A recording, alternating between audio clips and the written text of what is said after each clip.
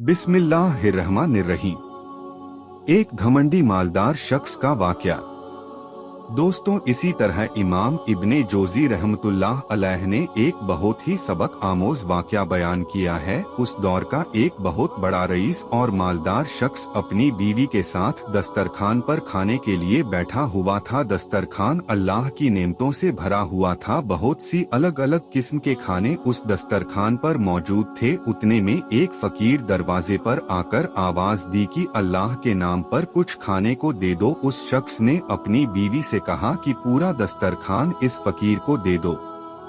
औरत ने शौहर के हुक्म के मुताबिक फकीर को जब खाना देने गई और दरवाजा खोली तो चीखते हुए रोने लगी। उसके शौहर ने उससे पूछा कि आपको क्या हुआ। उसकी बीवी ने कहा, जो शख्स फकीर बनकर हमारे दरवाजे पर आया वो कुछ साल पहले इस शहर का सबसे मालदार और हमारी इस कोठी का मालिक और मेरा शौहर था। कुछ साल पहले की बात है कि हम दोनों दस्तरखान पर ऐसे ही बैठकर खाना खा रहे थे जैसा कि आज खा रहे थे कि इतने में एक फकीर ने आवाज दी थी कि मैं 2 दिन से भूखा हूँ, अल्लाह के नाम पर मुझे कुछ खाने के लिए दे दो। तो ये शख्स दस्तरखान से उठा और उस फकीर को बुरी तरह से पीटना शुरू कर दिया और उसे लहूलुहान कर दिया। ना जाने उस फकीर ने क्या बद्दुआ दी कि इसके हालात बदल गए, इसके सारे कारोबार बंद हो गए और ये शख्स बर्बाद हो गया और उसने मेरे साथ भी मारपीट शुरू कर दी और तलाक दे दिया। कुछ साल गुजरने के बाद मेरा निकाह आपसे हो गया। शौहर बीवी की ये सब बातें सुनकर कहने लगा, बेगम क्या मैं आपको इससे ज्यादा ताज्जुब वाली बात बताऊं। बीवी ने कहा, जी जरूर बताइए।